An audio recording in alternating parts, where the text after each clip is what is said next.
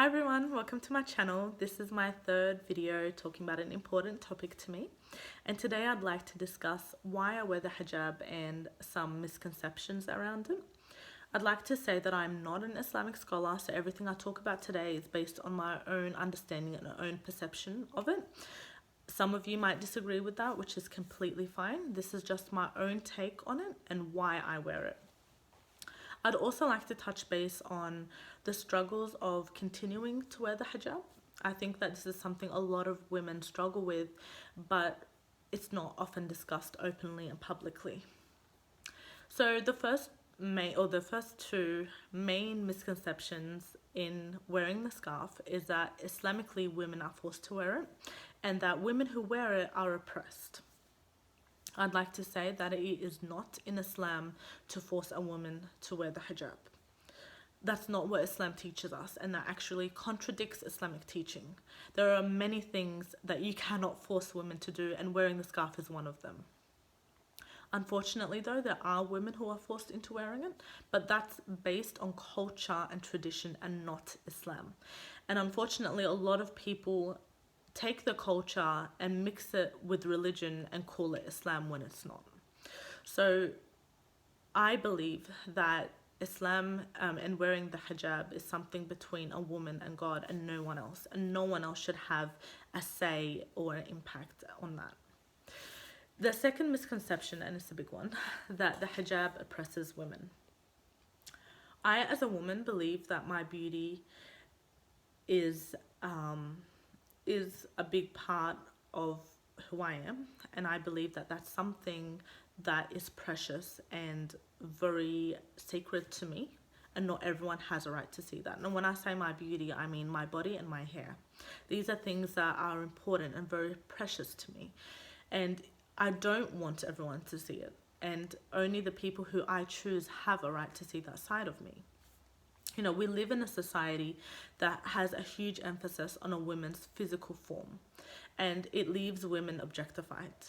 As a woman, and as a Muslim woman, when I choose to wear the hijab, I'm often accused of being oppressed based on my choice of covering my beauty, and when in fact I feel liberated from this objectification that within society. When I wear the scarf, I have complete control over who gets to see my beauty and who doesn't. And that to me is empowering, and only those who I allow get to see this side of me, and only those who I deem worthy of it get to see this side of me. And everyone else, all they see is my face. And to me, I believe that this makes them truly see who I am and my personality, because the focus is only on my face and on my words and not on my physical form or my beauty.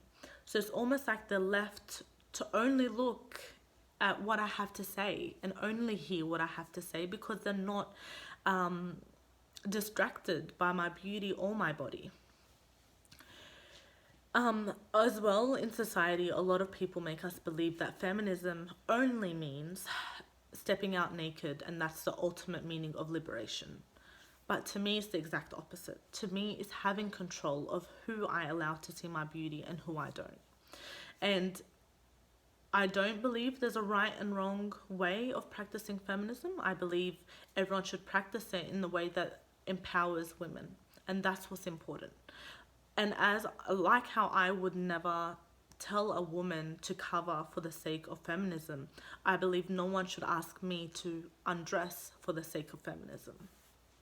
But unfortunately, this is happening in countries overseas where they are putting restrictions on a woman's right to wear the scarf based on oppression. I believe compulsory uncovering is oppression and is a major tool of oppression, and forcing a woman to underdress based on your standard of freedom is wrong. Taking away a woman's right to dress as she pleases is an act of oppression, whether you're forcing her to underdress or overdress. And I believe every woman has complete right over the way she dresses, and no one else should have a say in that. And although I feel so passionately about why I wear the hijab and everything else that I just mentioned, it's not always easy, and I have struggled in the past, and sometimes I still do struggle. And there were moments where I was going to remove the scarf and no longer wear it. And I believe a lot of women go through this. I just don't think that we speak about it, and I think that is really not good. Mainly because when I felt this way, I realized it was a moment of weakness. I felt weak from fighting social norms. I felt weak and exhausted from fighting the social standards of beauty, and I just wanted to be accepted as beautiful by society. And although that completely contradicts everything I believed in, I couldn't help but having these moments. And I would get so upset with myself. I'd feel like I was the only one feeling this way. I would feel like there was something wrong with me for feeling this way. And by not speaking about it with other women, I felt really alone, and I felt like I was the issue. And what really upset me was because I felt like a hypocrite. I felt like I was telling myself that I wore the scarf because my beauty, my standard of beauty shouldn't be based on what society deems beautiful, and so on. But then here I was, just wanting to feel beautiful, wanting to take off my scarf, wear a nice dress, have my hair out, and feel absolutely stunning like all these other women. And that was it was a really big struggle. It was more of a struggle of me feeling weak as well. I kept thinking that, why am I feeling this way, especially when I felt so strongly about it, and how could I have these moments that were completely, a 360-degree turn. But then I noticed, like, I needed to register what I was feeling and work my way through it.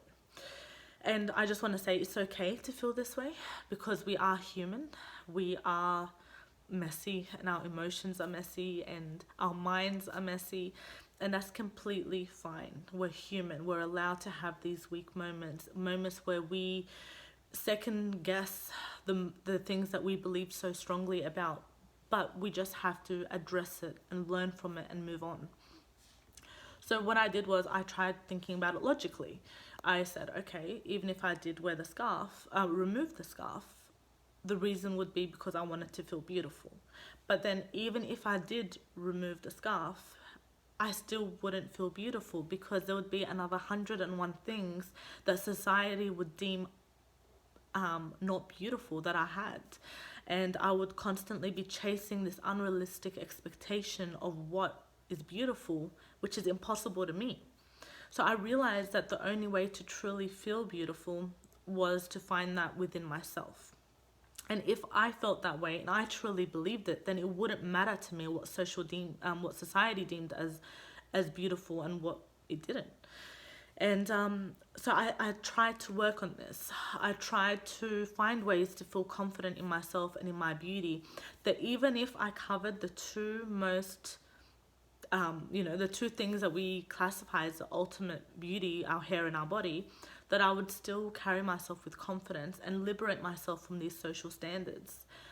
And I wanted to feel confident enough in wearing the scarf that to still feel beautiful, even if I wasn't showcasing my beauty to everyone.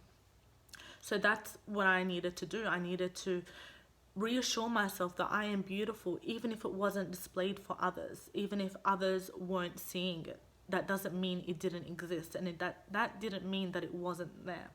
And I needed to believe that, and I needed to work on that. And that's one thing that kind of helped me. Of course, it is an ongoing struggle. Sometimes I do feel this way again, and I have to go through all this all over again. But this was never meant to be easy.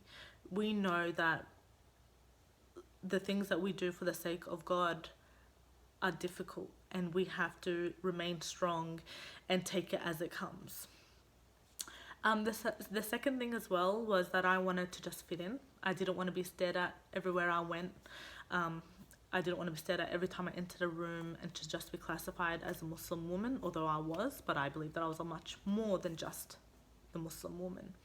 But the way I come to terms with that is that I truly believe I would have never fit in with the masses, even if I wasn't Muslim and I wasn't wearing the scarf. I'm sure I'd be doing something to make me stand out. And what I've decided to do is embrace the way I wear the scarf. I wear it in a way that expresses who I am. Whether it's the colors or the patterns or the style or the way that I wear my hijab, I wear it in a way that represents me and my character and who I am. And to me, that's liberating again, because I'm expressing myself and my uniqueness through the form of modesty, through art and through fashion.